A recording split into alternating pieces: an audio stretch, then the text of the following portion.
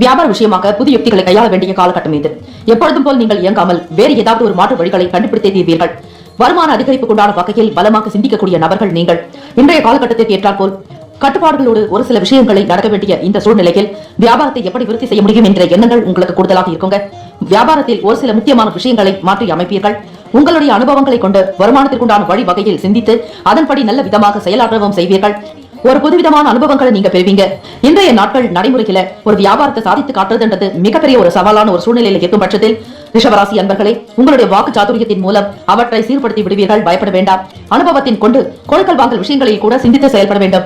யாருக்கு நீங்க பணம் கொடுக்குறீங்க, யாரிடம் வாங்குறீங்கன்ற அந்த நிலவரங்களை அறிந்து வைத்துக் கொள்வதும், கையெழுத்திட்டு பணத்தை கொடுப்பதும், கையெழுத்திட்டு பணத்தை வாங்குவது நல்லது. கடன் பெறக்கூடிய சூழ்நிலை இருந்தாலும் கூட நீங்கள் மிக தெளிவாக ஒரு சில விஷயங்களை வெளிப்படையாக பேசி நீங்கள் கையெழுத்திட்டு செய்வது மிகவும் சிறப்பு. யாரிடமும் நீங்கள் ஏமாறாமல் இருக்கலாம்.